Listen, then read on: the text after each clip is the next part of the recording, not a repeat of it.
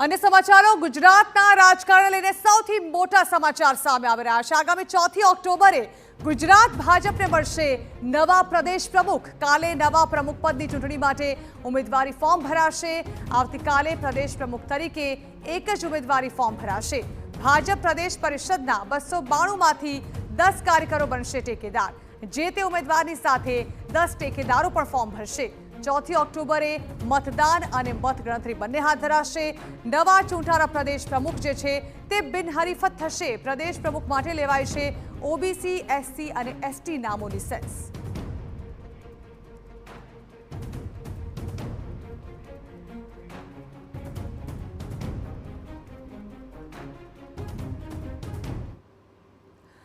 તો આ અંગે વધુ વાત કરવા માટે અમારા પોલિટિકલ એડિટર કિંજલ મિશ્રા અમારી સાથે જોડાઈ રહ્યા છે। કિંજલ, હવે ગુજરાત ભાજપને આખરે કેટલાય સમયથી આમ તો અટકળો ચાલી રહી હતી, પરંતુ હવે નવા પ્રદેશ પ્રમુખ મળશે અને તે બિનહરીફ જાહેર થશે। જાણવા માંગીશું કયા કયા નામો હશે આ રેસમાં?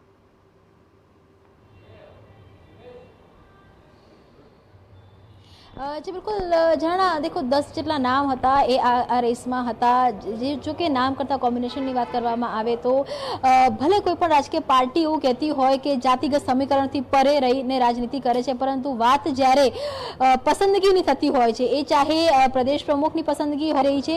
સૌરાષ્ટ્ર ઉત્તર ગુજરાતના ઓબીસી ચહેરાઓની વાત કરવામાં આવે તો ઉત્તર ગુજરાત અને એસસી ચહેરાઓની વાત કરવામાં આવે તો તેમાં પ્રદ્યુમન વાજાનો સમાવેશ થાય છે, તેમાં ઉદય કાનગડનો સમાવેશ થાય છે। હાલાકી ઉદય કાનગડ પોતે ચૂંટણી જે સમિતિ છે તેના અધ્યક્ષ એટલે તેમનો જે છેદ છે તે ઉડી જાય છે। તેના સિવાય વાત કરવામાં આવે તો મયંક નાયકની વાત છે તે આવી રહી છે, જગદીશ વિશ્વકર્માની વાત છે તે આવી રહી છે। બીજી તરફ એસસીની જો વાત કરવામાં જો ઓબીસીની વાત કરવામાં આવે તો તેમાં શંકર ચૌધરી એ નામ છે એ પણ ચાલી રહ્યું છે। એસસી સમાજની જો વાત કરવામાં આવે તો વિનોદ ચાવડા છે, તેમની વાત આવી રહી હતી। મધ્ય ઝોનની જો વાત કરવામાં આવે તો દેવુસિંહ ચૌહાણ છે, તેમનું નામ પણ હંમેશા ચર્ચામાં રહ્યું છે। બીજી તરફ જો સૌમ્ય ચહેરાની વાત કરવામાં આવે તો દિનેશ મકવાણા છે, તે પણ નામ છે। એટલે કેવા છે 10 નામો છે કે જે વહેલી સવારથી ટીવીની સ્ક્રીન ઉપર લગભગ આપણે ચલાવી રહ્યા છે, કેમ કે આ જે નામો છે તેની ચર્ચાઓ થઈ છે, રાજકીય સ્તરે પણ થઈ છે, રાજકીય વર્તુળોમાં પણ થઈ છે અને કેન્દ્રીય અને સંગઠનમાં જે લોકો સંગઠનમાં નિર્ણાયક પ્રક્રિયામાં હોય છે તેની વચ્ચે આ ચર્ચા થયેલી છે। હાલાકી ભાજપની જો વાત કરવામાં આવે તો ભાજપનું એક સરપ્રાઇઝ ફેક્ટર પણ હંમેશા રહ્યું છે કે જે નામો ચાલતા હોય છે તો એ નામો કરતાં કંઈક અલગ નામ જ આવતા હોય છે। જેમ કે જગદીશ પંચાલના નામની ચર્ચા ખૂબ ચાલી રહી છે, તો તેવા સંજોગોમાં જગદીશ પંચાલ ન આવે અને તેની સમય જગદીશ મકવાણા પણ આવી શકે છે। તો આ તમામ જે બાબતો છે ઇફ અને બટ્ટી વચ્ચે છે, પરંતુ આ તમામની વચ્ચે આવતીકાલનો દિવસ મહત્વનો એટલે રહેવાનો છે, કેમ કે આવતીકાલે 11 થી 3 વાગ્યાનો જે સમય છે તે ઉમેદવારી ફોર્મ ભરવા માટેનો સમય છે।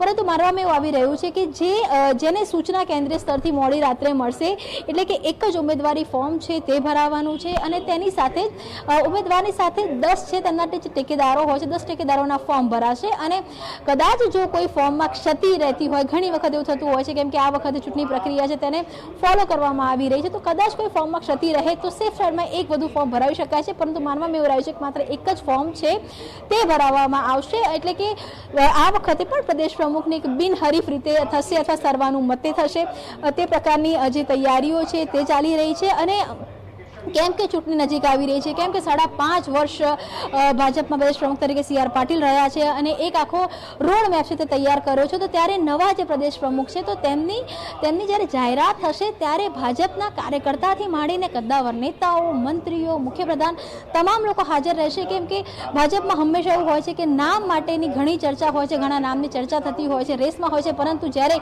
એક નામ પર પસંદગી થતી હોય છે ત્યારે પાર્ટી એક છે તે બતાવવાનો પ્રયાસ, એક મેસેજ આપવાનો પ્રયાસ પણ થતો હોય છે। તો એ જે તૈયારીઓ છે એ આખો જે માહોલ છે તે આવતીકાલથી જોવા મળશે અને 4 તારીખે 11 વાગે સત્તાવાર રીતે કે લક્ષ્મણ અને ભૂપેન્દ્ર યાદવની હાજરીમાં આ નામની જાહેરાત છે થશે। બિલકુલ કિંજલ, તમે જે પ્રકારે જણાવ્યું કે એક સરપ્રાઇઝ ફેક્ટર હંમેશા ભાજપની પસંદગીમાં રહેલું છે, તે પછી મુખ્યમંત્રીના નામની જ્યારે જાહેરાત કરવામાં આવી હતી ભૂપેન્દ્ર પટેલની, તે વખતે પણ આપણે જોયું CR પાટીલના નામની જાહેરાત પણ જ્યારે ગુજરાત પ્રદેશ પ્રમુખ તરીકે કરવામાં આવી હતી ત્યારે પણ એ સરપ્રાઇઝ ફેક્ટર જ હતું। હવે કારણ કે 2022ની ચૂંટણીમાં જે CR પાટીલની અધ્યક્ષતા હેઠળ જે પરિણામ રેકોર્ડ બ્રેક ગુજરાતે મેળવ્યું, હવે એટલી જ મોટી જવાબદારી જે છે તે હવે નવા પ્રદેશ પ્રમુખના સિરે પણ હશે। જાણવા માંગીશું કઈ ક્વોલિટીઝ સાથે આ ભાજપ સંગઠન જે છે આ વખતે પોતાની પસંદગીનો કળશ કોઈ એક ઉમેદવાર પર ઢોળી શકે છે? પ્રદેશ પ્રમુખની નિયુક્તિ થઈ રાજસ્થાનની અંદર પણ આ જ પ્રકારનું देखो पहली जो पसंदगी હોય છે કે એ સરકાર અને સંગઠનની વચ્ચે તાલમેલ રહે, કેમ કે જ્યારે સરકાર અને સંગઠન વચ્ચેનો તાલમેલ બગડતું હોય તો સીધી અસર એ કામ પર જોવા મળતી હોય છે, તો એક તાલમેલ રહે. બીજું છે કે હોય છે કે કહી શકાય કે જે ચહેરો છે તે સૌમ્ય રહે, તો જેના કારણે કેમ કે 5.5 વર્ષ એટલે કે કાર્યકર્તાઓ દ્વારા પણ માફ કરશો 5.5 વર્ષનું ટેન્યુર રહ્યું, પરંતુ છેલ્લા 1 વર્ષથી કાર્યકર્તાઓ દ્વારા પણ નવા પ્રદેશ પ્રમુખને લઈને રાહ જોવાઈ રહી છે, કેમ કે જ્યારે પ્રદેશ પ્રમુખની જાહેરાત થશે ત્યારબાદ સંગઠન બનશે તો એક સૌમ્ય ચહેરો રહે. બીજું કેમ કે હંમેશા હવે એક પાર્ટીનું કલ્ચર બદલાઈ ચૂક્યું છે, આર્થિક જે પાસાઓ છે તે પણ જોવામાં આવતા હોય છે, એટલે કે આર્થિક દ્રષ્ટિએ પણ સદ્ધર રહે. અને જો ઓબીસી એસસી કે એસટી માંથી કોઈ પણ ચહેરાની પસંદગી કરવામાં આવે છે તો એ જે ચહેરો છે એ એની જ્ઞાતિમાં પણ એક કહી શકાય કે સર્વ સ્વીકાર્ય હોય, તેની સાથે સવર્ણ જ્ઞાતિમાં પણ સર્વ સ્વીકાર્ય હોય તે પ્રકારની વાત હોય. કોર્પોરેશનનું ઇલેક્શન છે તે આવી રહ્યું છે, ત્યારબાદ વિધાનસભાનું ઇલેક્શન છે તે આવશે, લોકસભાની ચૂંટણી આવશે, અને આ તમામની વચ્ચે કોંગ્રેસ દ્વારા પણ જે પ્રદેશ પ્રમુખની જાહેરાત કરવામાં આવી છે અમિત ચાવડા તે મધ્ય ઝોનમાંથી આવે છે, તે પોતે ઓબીસી પ્રતિનિધિત્વ કરે છે, તો એ સમયમાં જે વિપક્ષના પણ સમીકરણો છે તેને પણ જોઈ અને ભાજપ પોતાના સમીકરણો છે તે તૈયાર કરતી હોય છે.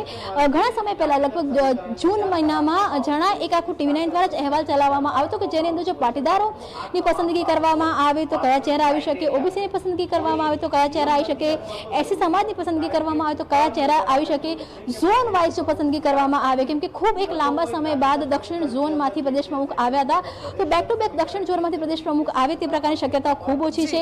અમદાવાદથી મુખ્યમંત્રી છે તેવા સમયની અંદર અમદાવાદથી જ પ્રદેશ પ્રમુખ આપે તેવી શક્યતા ખૂબ ઓછી છે. ત્યારે જે જગ્યા બચે છે એ સૌરાષ્ટ્ર ઝોનની જગ્યા બચે છે, ઉત્તર ઝોનની જગ્યા બચે છે અને મધ્ય ઝોનની જગ્યા બચે છે. તો ઝોન પ્રમાણે આ જે 3 ઝોન છે તેને પ્રાધાન્ય છે તે મળી શકે છે, અને જ્ઞાતિની દ્રષ્ટિએ માનીએ તો ઓબીસી સમાજને પ્રાધાન્ય મળી શકે છે, અને અથવા જો સવર્ણમાં જાય છે તો કોઈ એવો ચહેરો કે જે સર્વ માન્ય હોય તેને પ્રતિનિધિત્વ મળી શકે છે. બિલકુલ કિંજલ, આભાર. તો હવે એ સસ્પેન્સ પરથી પડદો 4મી તારીખે 4 ઓક્ટોબરે ઉચકાશે, એટલે કે દિવાળી પહેલા જ ભાજપમાં દિવાળી જેવો માહોલ સર્જાશે, જ્યાં એક તરફ ગુજરાત પ્રદેશ પ્રમુખના નામને લઈને અટકળો ચાલી રહી હતી અને પ્રદેશ પ્રમુખ બદલાઈ શકે છે તેવી વાતોની વચ્ચે હવે આખરે 4મી તારીખે નિર્ણય લેવાઈ જશે.